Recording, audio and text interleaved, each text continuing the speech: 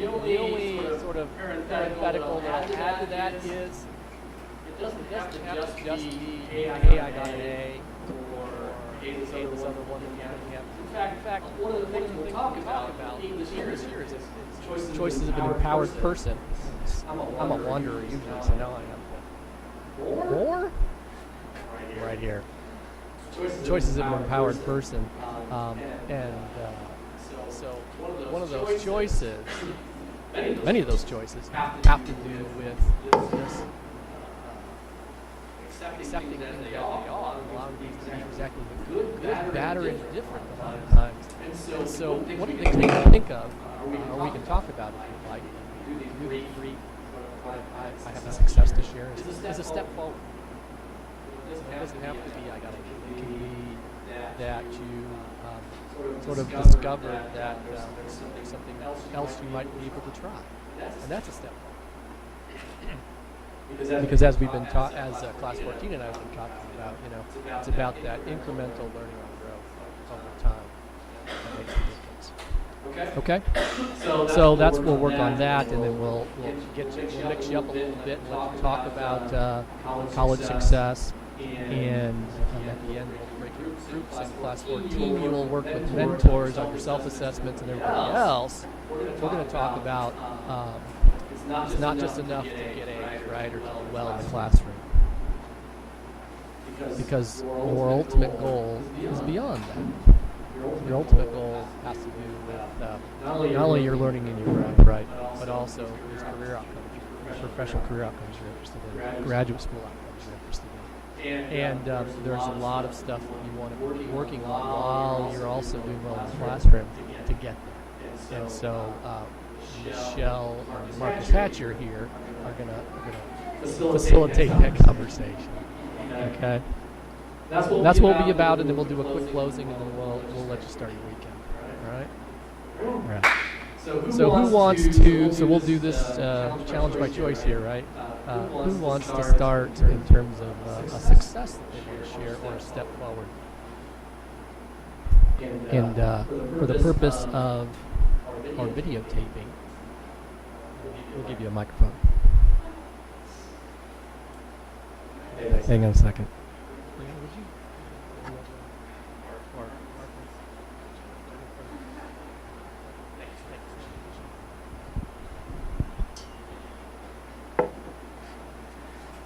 Okay, so like all of my classes this semester, I have 4 of them, and they're all pretty much group-based classes. And I'm really starting to realize that I don't like working in groups.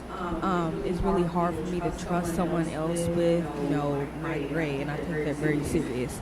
And just outside of school, like even with groups of friends and us having differences, like it's been really hard for me.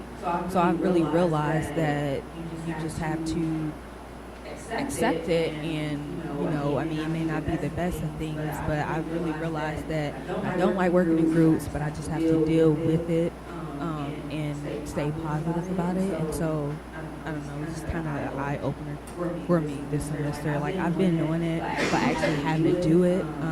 And also just trusting, because all 4 of my classes, we're all in groups. So it's like this whole entire semester, I'm going to have to trust all my, group members and things like that. So I feel like it's going to be a challenge, but I'm up for it.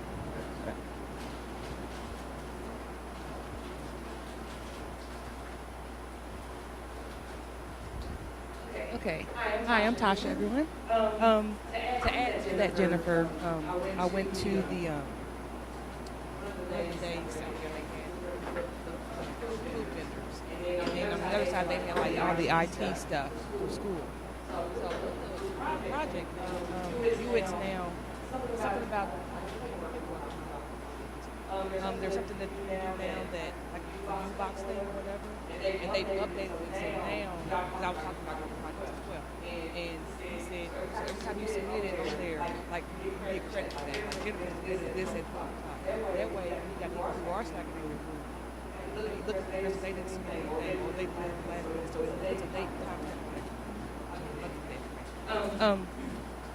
But I was able to make it to all my classes on time this week. Yesterday, we had one professor Jim White that if you're late, you can't come in class. He yells at you and everything.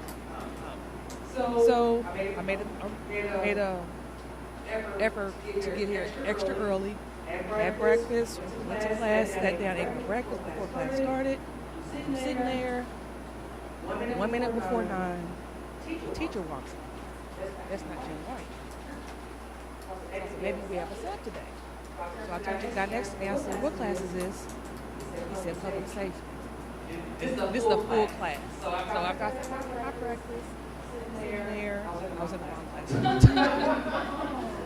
But 1 minute to spare, I was able to get in this class. But the very next person that came in after me, he yelled at me at all.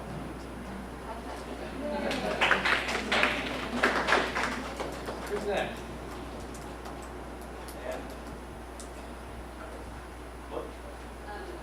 Hi, I'm Amanda. I haven't met some of you because I unfortunately didn't get to do some of the beginning events. So just welcome to all the new scholars. And I know it seems daunting, all of the stuff that you guys are getting into, but stick with it because it's amazing for me to. It's amazing for, and this is off subject a little bit, but it's amazing for me to look at some of my fellow scholars and how they've developed over the last couple of years. And it's amazing. But anyway, so I had this realization. I've applied this to my life in a lot of ways, but somehow escaped me. But the idea that everything we do is a choice. Everything. You make the choice to get out of bed every day. You make the choice to put your seatbelt on or not. You make your choice to go to class or not. And I'm in a job, and I'm wanting it to be something it's not. And so I'm in this cycle of just dreading work and being miserable. And it just occurred to me the other day, you have a choice. You have a choice. You choose to be here. You choose it. You also choose what your attitude's going to be about this place. Because it's never going to be 100% what you think it should or what you want it to be. So make the choice. Do you want to stay here or leave? And which is easier said than done when you have mouths to feed beside your own, as many people can relate to. And so I went to the job fair yesterday here. And I just thought, well, I'll just kind of start seeing what's out there and see what I can do. And the first thing that caught my eye, I walked up to them, and it was like perfect match. Like, yes, we want to hire you. When can you start? They sent me my schedule last night, and it's just funny how when you sort of lean into it, as I like to use that term a lot, you lean into things and you just accept them, and you realize it's your choice. You can be miserable, you can be happy, you can stay where you are, you can leave. And we have that luxury, especially in the United States, of being able to just say, I don't like this job, I'm going to do something else. So anyway, that was, for me, just beyond just being the success of finding a job, just that realization about myself, and that I have a lot more power and control over my life than sometimes I like to think. So you're only a victim if you want to be one, I guess.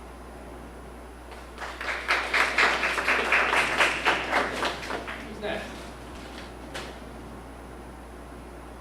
Time for a few more. Any more successes out there? More steps forward?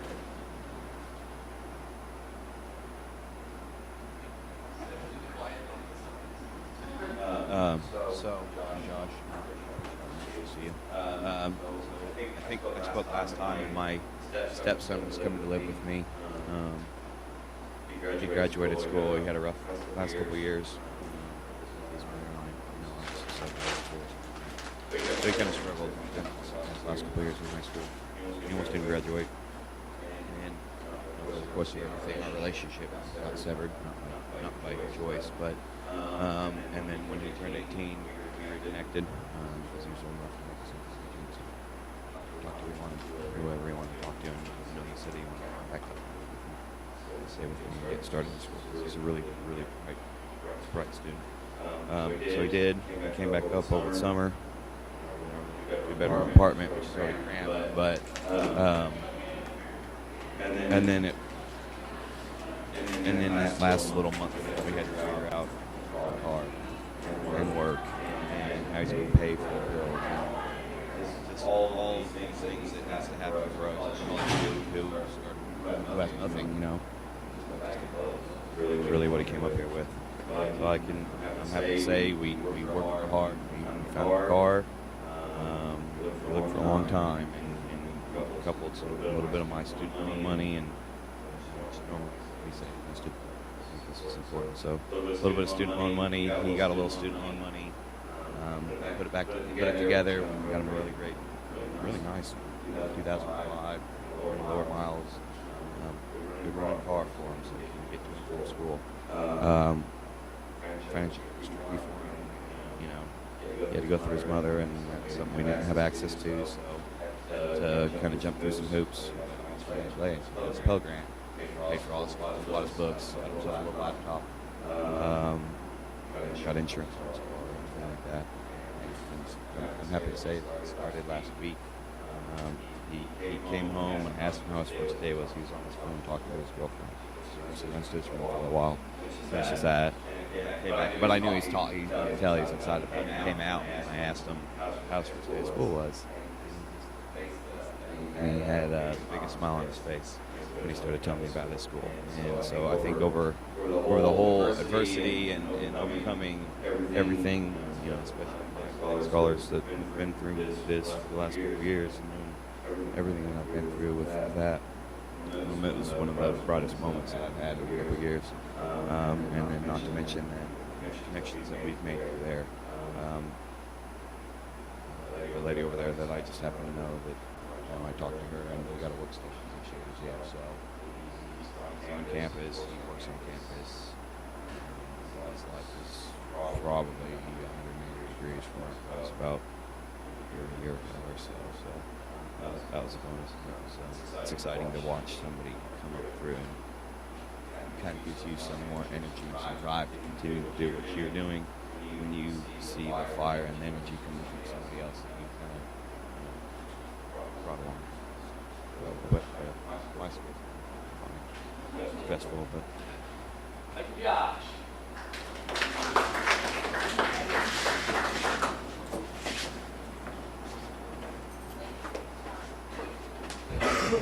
Okay. If no one else wants to go, we'll say Brianna. I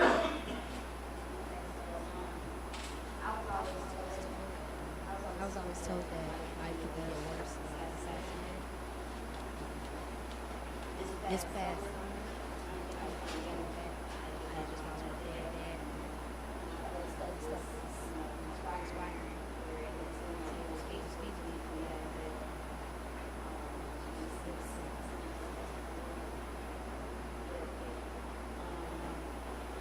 It is to be long story short.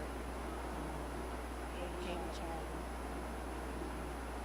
Pretty much to get to cancer. All the top.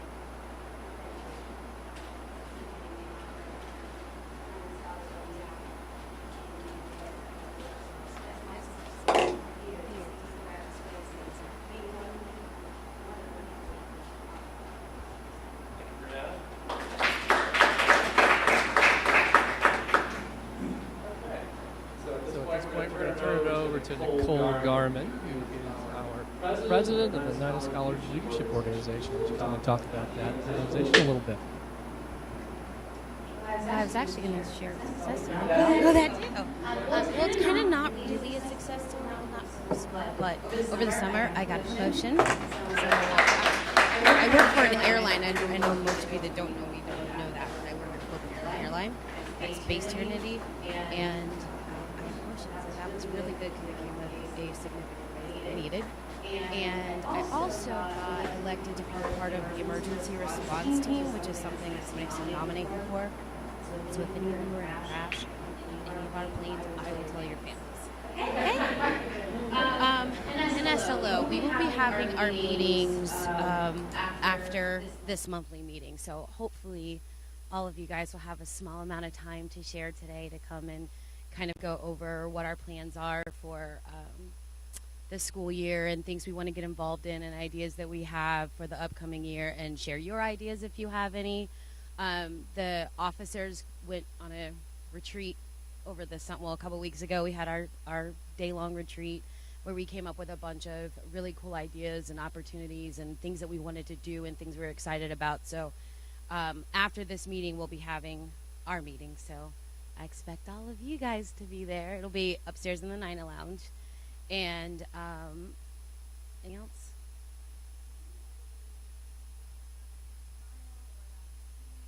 Right.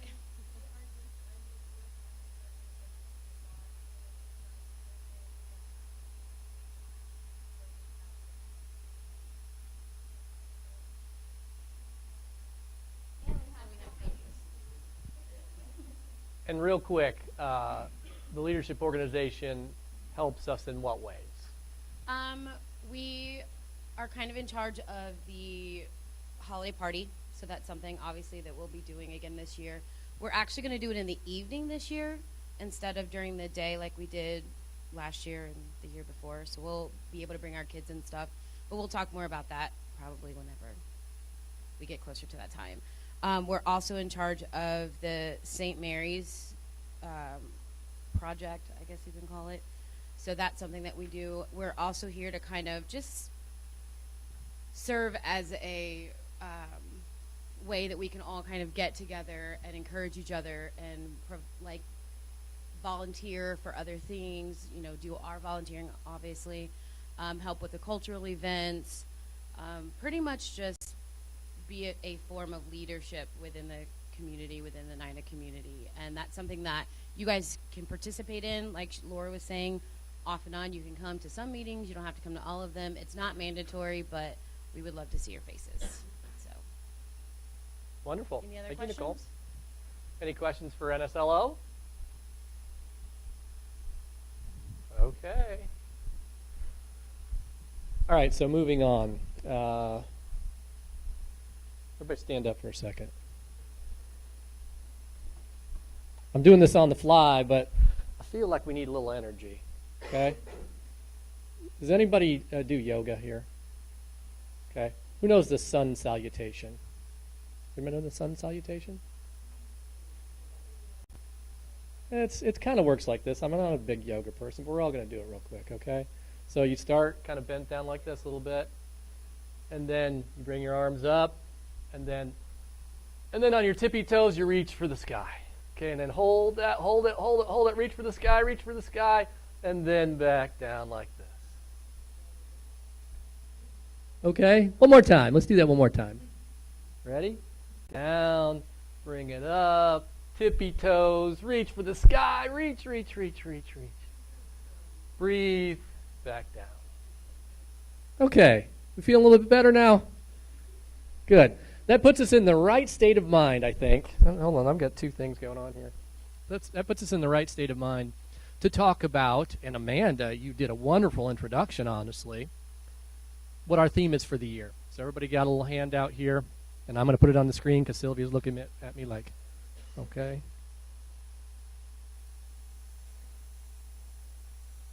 Hang on a second. I'm going to keep talking. She's going to get this on the screen. Amanda talked about it's all about choices, right? Well, isn't it interesting that our theme for the year, for the entire year, so we're going to weave this into as many activities as possible. It's the choices of an empowered person. Okay, and I've just come up with 10 that we're going to focus on this year, and notice that there's an 11th choice. So for all of you, there might be something that doesn't quite fit any of these categories, but for you, it's a choice of empowerment. Okay, it might be generosity, it might be gratitude, it might be lots of other forgiveness, it might be lots of other things that we don't necessarily put in here or explicitly try to cover through the year, but that gives you a chance to add what you're interested in there. But I'm going to go, since this is something we're going to do throughout the year, I'm going to go over this and introduce you to some of these. Now, you'll be familiar with many of these if you've spent any time with me or with the Night of Scholars program in one of my classes. You'll be familiar with many of these. But I think that in terms of all of us reaching our goals, in terms of all of us continuing to, commit to lifelong and life-wide learning, in terms of remembering how important personal growth is to your success in all the areas of your life, not just, getting good grades and getting the degree and going on to a career, but in all aspects and areas of your life. That's what we're about. That's really what we're about. I said to class 14 in our first U110 class the other day, so for those of you that are real practical, and say, well, what's the concrete aspect of this? Okay, remember that you can be the most awesome student in the world. You could kill an interview, have the best resume, the best cover letter, and get the job and be fired pretty quickly for your lack of soft skills. So you got the hard skills, right? But lack of your ability to manage your own emotions, to manage relationships, manage the other circumstances that might come at you. All the different things that life throws at us. Do you respond intelligently? Do you see clearly? Do you make wise choices? Or do you react? And react in ways that don't serve you, that don't keep you on that path, and that don't benefit you or cost you. Okay? So, and no one's arrived with regard to this approach. I'm going to be doing this for the rest of my life. I invite you to do this. Okay? So let's go through some of these just so we can really be clear about what we're after. Right? And then after I go through these, I'm going to invite you to pair up and pick one out that you'd like to talk about. Maybe share a personal story. Okay? So we'll do that in just a second. We'll start with one that the folks in class 14 just spent a whole hour and 15 minutes or so talking about. That's growth orientation. Okay? That idea that there's a fixed mindset out there, that your success comes from being naturally talented and smart, and life is a test to see if that you're one of the chosen ones or not. Okay, and every iteration of this is, well, do I measure up or don't I? Do I measure up or don't I? And feeling, on top of the world if we measure up, and then feeling miserable and lowly when we don't, because we've got the feedback that no, it's not you. You're somebody else, but not you. However, that's a myth, and what we've talked about, and all of you probably heard this from me one time or another, you're born to learn. And we demonstrate this by what happens in your brain when you learn, right? And what happens in your brain when you don't use something. You don't use an acquired skill or a habit. It attenuates. It goes away. It gets pruned out, right? So that's also good news. That's good news because you want to develop new success habits, and you want to get rid of some old ones that don't serve you anymore. So it's wonderful that you can do both of those things, and that's what the growth orientation is about. Okay. So the second one's appreciative thinking and abundance. And the idea here is you, all of us, the world, it's infinitely complex. There's a complexity that you cannot capture, certainly not in a day or a week or a month, probably not in a lifetime. And so there's lots to choose. There's lots of choices there about what to focus on. And our brains, quite naturally, have a negativity bias, and that bias is what's wrong, what's broken, what's missing, how to what degree am I inadequate? All these kinds of thoughts that we focus on, the negative, right? And that makes evolutionary sense, and we've talked about that before, and we just talked about it when we did the circles of comfort activity in challenge education.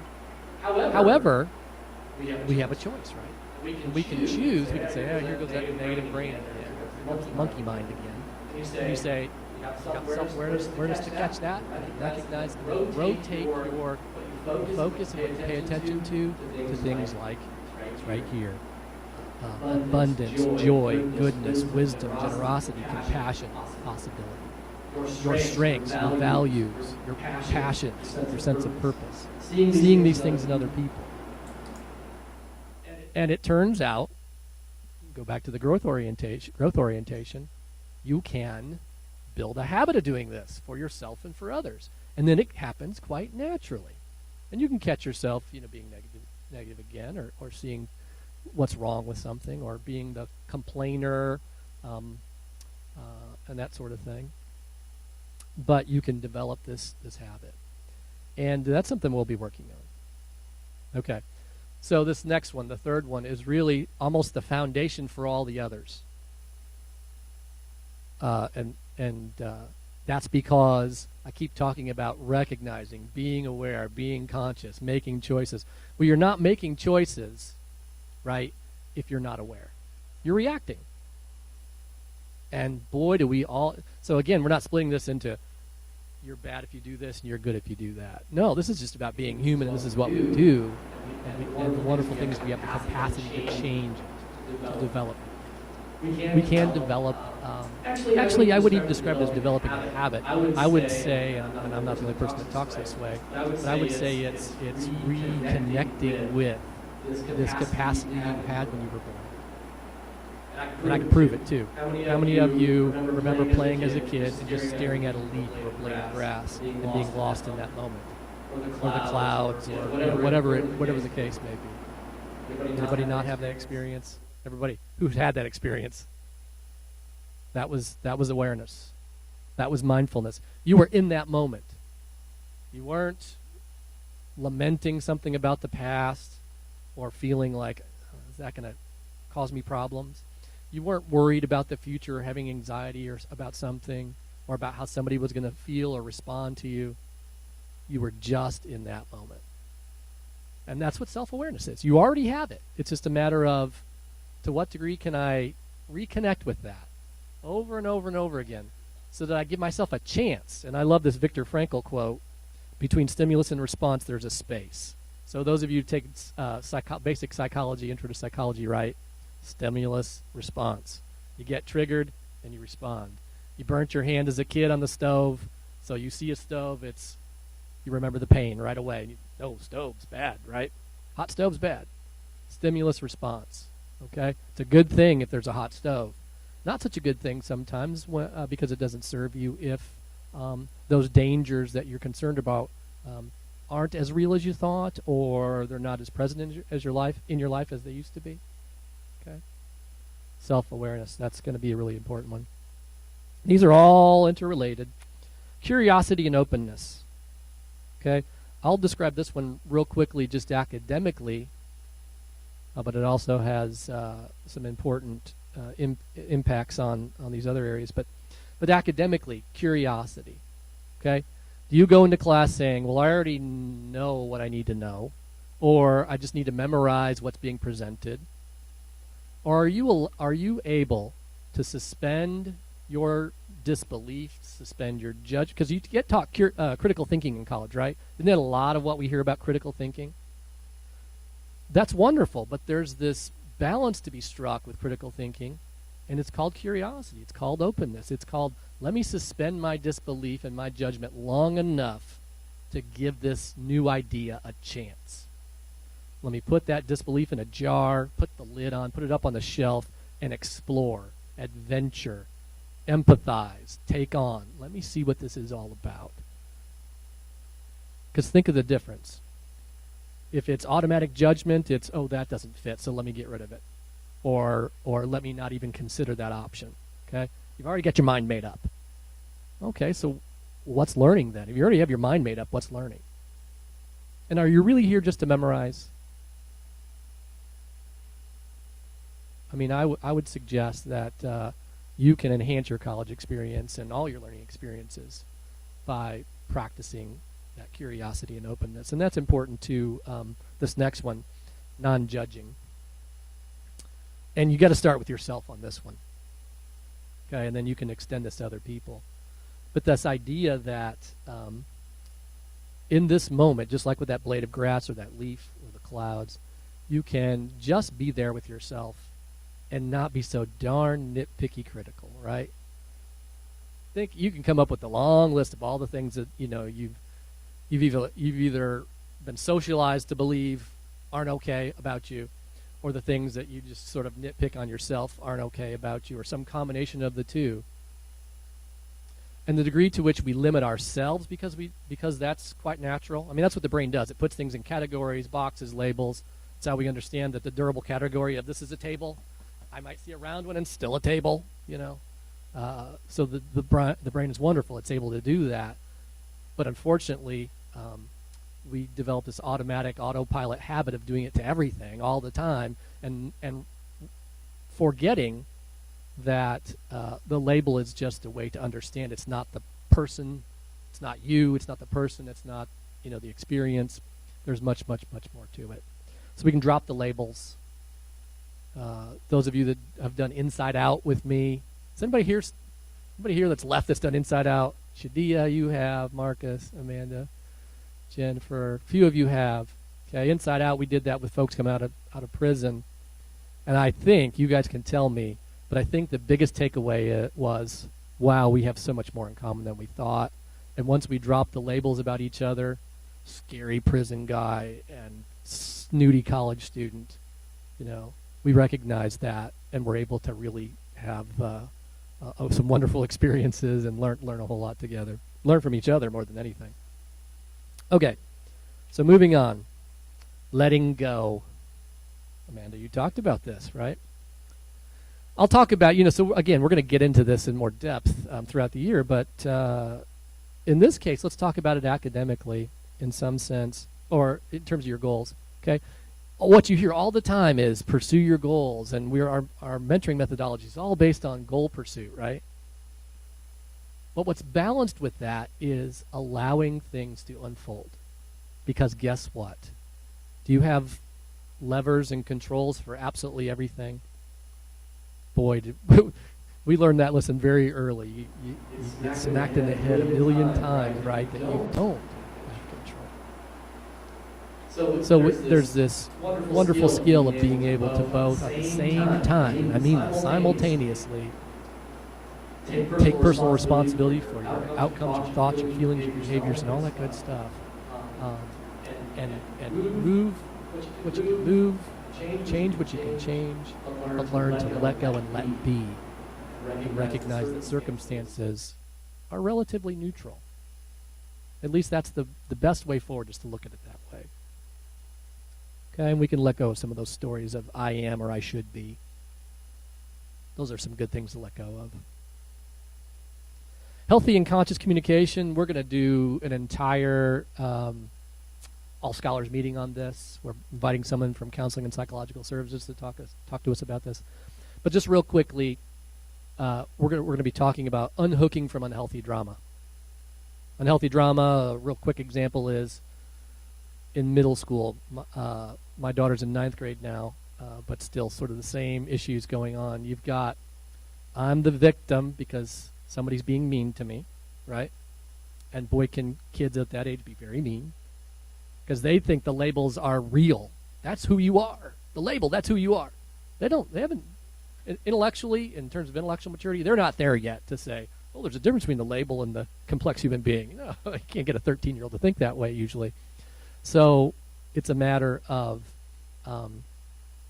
you know, there's this persecutor, this person that's doing mean things to me. Maybe life's doing it to you, and you see yourself as a victim. And then you run and tell the rescuer, you know, hey, friend, come be mean, come be upset with this person as well, just like me. Maybe come help me get revenge on this person, right? And what do? We just keep the drama going, right? Families do that, right? I go to dad because dad's not, dad's, more partial to me, or he's the one that says yes, and I won't go to mom because she's the one that says no to things, or vice versa, something like that. Quite natural, but it produces the drama that makes all life much more challenging than it needs to be. Okay, and instead we can choose an empowerment dynamic. An empowerment dynamic says I'm a creator. I take responsibility for what's going on in my life. I know I don't control everything, but I'm going to control the things I can, and I'm going to do it wisely, and I'm going to do it with an open heart, and I'm going to do it consciously and in a self-aware fashion. And I'm going to look for two kinds of people. Okay, I'm going to look for people who can coach me. Okay, rather than be the rescuer. I'm going to look for people who will challenge me, rather than those who, are the mean people. Challenging is great. You don't want that. So you can begin to look at life that way too. These are just challenges. I can handle these. They just keep coming. They're like waves. They just keep coming. They knock you down. You get a little mouthful of sand. Get back up, and there's another wave coming, but you can handle it.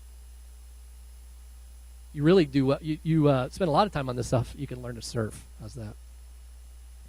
Personal responsibility. That's being that creator. Okay, that's being that creator we talked about. Integrity. That's basically, I'll do what I say I'm going to do, and if I can't, I'll renegotiate. Hide from you in the chip aisle or grocery store, and you think, I don't know what I said I was going to do now. I don't want to talk to that person now. No, you do what you say you're going to do, and if you can't do it, just go back and renegotiate. Say, that didn't work. Positively engaged challenges. So I love this Maya Angelou quote, troubles are a blessing. Okay? Think back to your personal growth that you've experienced. Didn't it happen because you came up against something that you felt like you couldn't handle, or something that was just bigger than you, at least at that time, or something that required something to come out of you that hadn't quite been developed yet? Capacity, an ability, an attitude. And that experience brought it out of you. And you grew as a result. Isn't that what life sort of is? That process? So we can either run and hide or fight or play dead or numb, or we can positively engage those challenges and see them as opportunities. There are Tibetan monks that pray for this. They pray for the appropriate amount of challenge in their life, if you can imagine that. And this last one is interdependence. Okay? And I love talking about this one because we come from cultures that say what? Independence is the way, right? Yeah, stand on your own 2 feet. Pull yourself up by your bootstraps. There's a million sayings that have to do with, be a Horatio Alger character, where rags to riches. You can just get to do it yourself, right? How impossible is it? I don't mean just because it's hard, but I mean because what did you have for breakfast this morning? Did you kill it? Did you grow it? Did you transport it from there to where you are? Did you build the microwave? Did you build, think of all the ways in which we're interdependent. The piece of paper you have in front of you. What had to happen for that piece of paper to be in front of you? We had to have forests. We had to have sunshine and rain. We had to have loggers. We had to have, the petroleum industry. Think of all the things that had to happen, at least for this piece of paper. We can think of alternatives to that, of course. But you think of all the things, how interdependent you are just to simply have a piece of paper. Okay? So once we begin to recognize that interdependence, we can take healthy approaches to how we ask for help. And we're not dependent. We can do things for ourselves. We're not codependent. We don't do things for other people they can do for themselves, sort of blocking their development. And we don't have to be independent. In fact, we're in this together and we need each other. And that's really the truth. Okay? So those are our 10 like I said, you can come up with an 11th or 12th or 13th and so on. That might really be important and of primacy for you. But at this point, I'm going to let you just turn to a partner. Okay, pick one of these that's spoke to you a little bit, because again, we're going to work on this all year. Pick one of these that spoke to you a little bit, and maybe share why it spoke to you, or even a little short anecdote that is related here. Okay, all right, go ahead.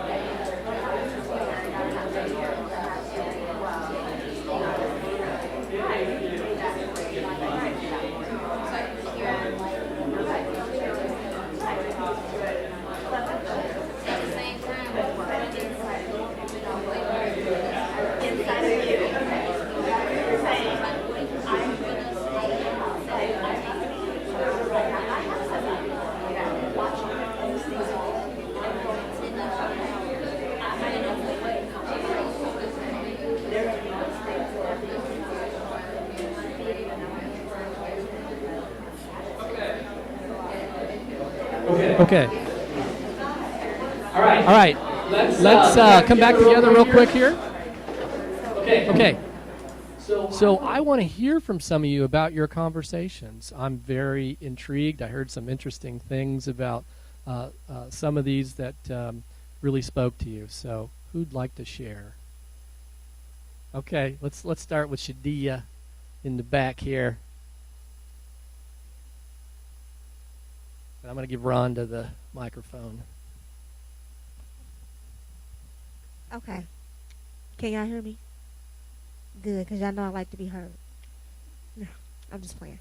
Okay, now, on another note, I chose to do number 2, appreciative thinking in abundance.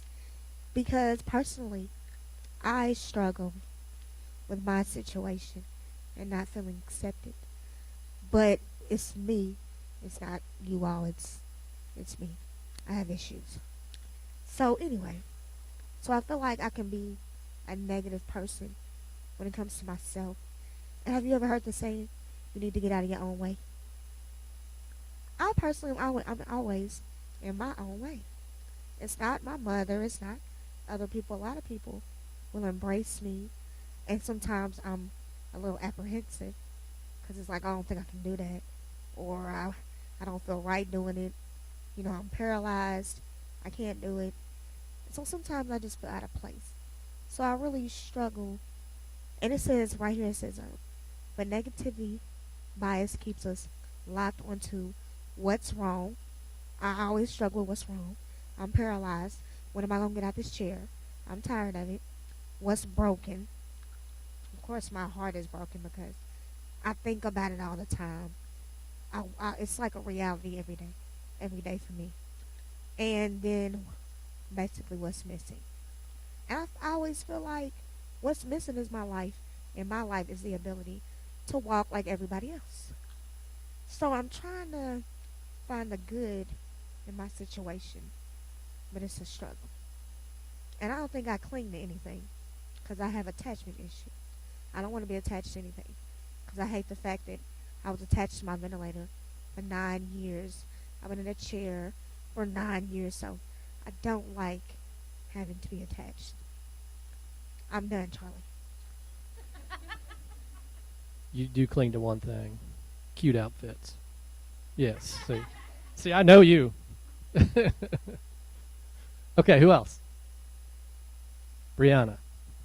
Oh, let me just say one thing real quick. This is always the caveat when we talk about personal growth kinds of things. You know, we keep it positive. We keep it light. You don't have to go to any deep, dark place that you're not ready to talk about. This is an encounter group. It's not therapy. If you know you're feeling these kinds of things, well, then we have a resource on campus called Counseling and Psychological Services, and I always say we all could use a tune-up at some point. So those services are available to you. Okay. All right. So the one I picked was letting go. I always had a thought that life is supposed to go the way you want it to go. I don't know why, but you know, I was always told if you work hard, it'll go right. Da, da, da. So when things start not going right, I didn't necessarily know how to react to it. But the more I grow, the more I learn. I'm knowing that life is not concrete and it's not always what you plan. And just because things doesn't go as the way you plan doesn't mean that it's not going to still work out. And I'm learning how to, ride the wave, when it comes to life. Like if there's, a hump, then okay, I mean I gotta push into that hump. There's a decline, okay, that's fine. We all go through our falls, but not, beating myself up about it, negatively thinking, thinking about the negative of the situation all the time, like thinking about the positive and just riding the wave. Wonderful. Thank you, Brianna. Who else? Marcus Hatcher. Choose that one too. Hi, everybody. I'm Marcus. I'll turn to you guys. I picked letting go too. I don't have too many fears. I have a lot of dislikes. I don't call them fears. I don't think they are. And the last 2 years, not this year, but the last 2 years with Nina, we had a zip line from some tall structure.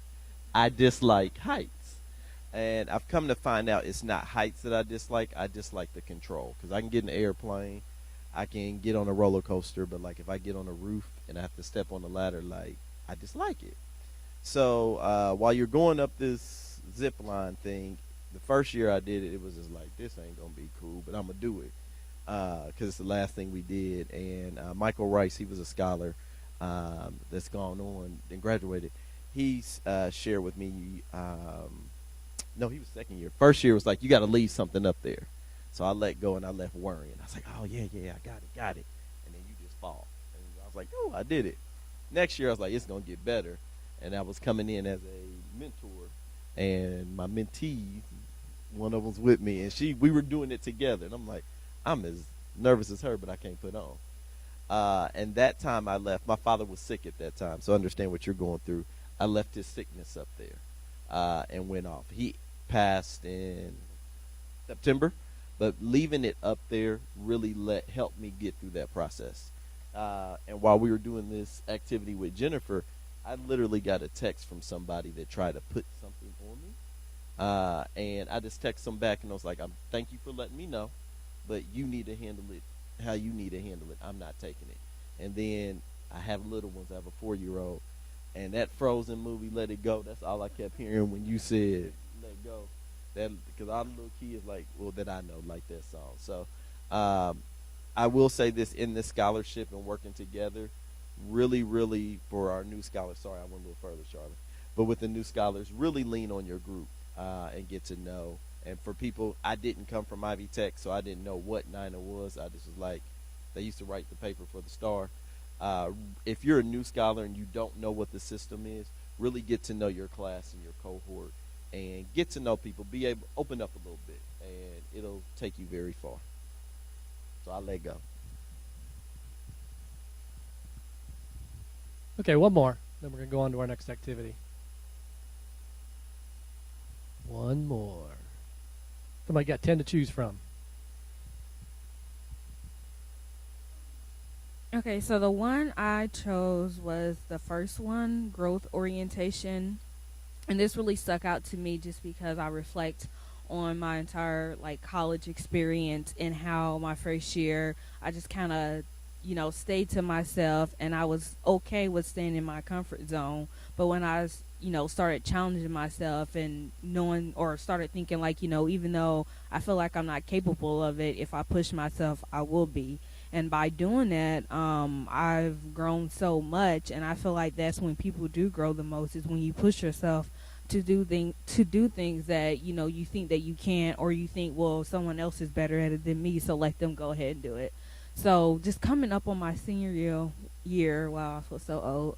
I mean, it's kind of sad thinking, wow, I'll be graduating in 2 years, but I just want all the new scholars just to keep in mind, you have to push yourself. If you feel like, okay, well, this is something I want to get a part of in or join, or I just want to do something. Don't be scared to do it.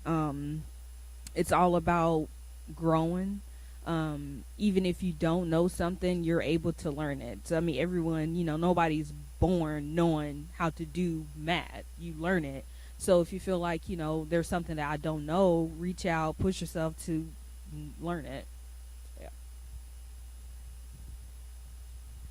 Okay, thank you for that. We're going to work. This is just the beginning. We're going to keep working on this, all year in all the various ways that we come together. Okay.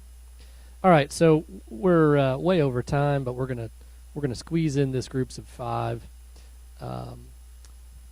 So what we want to talk about here is, okay, from the perspective of all these choices we can make. Let's apply this to your experience this semester in the classroom, in terms of,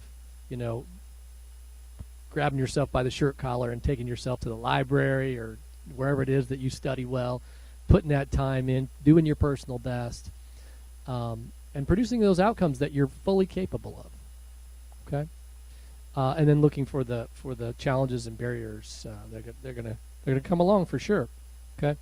So rather than groups of 5, what I'm going to ask is, so if you are a veteran scholar, go find a class 14 person. Okay?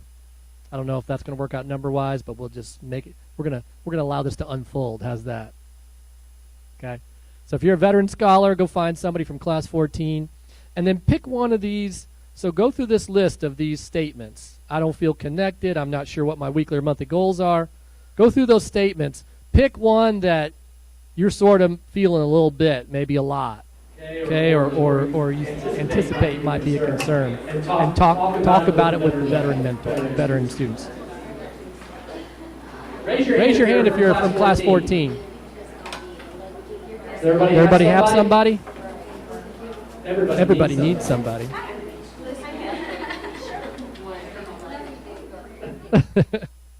Okay.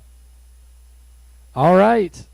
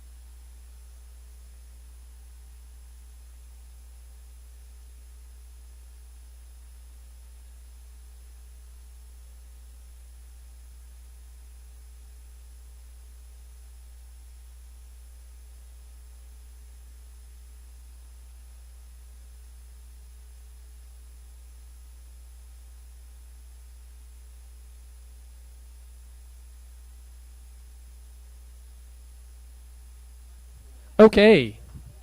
Good conversations. Wonderful conversations here. So this is a great example of that kind of building a community of mutual support, right? That's what we're doing right now. Okay. Short on time here, so let's just hear a couple words of wisdom that just somebody volunteered. You just heard the wonderful words of wisdom. You think everybody should hear this. Did you hear anything like that?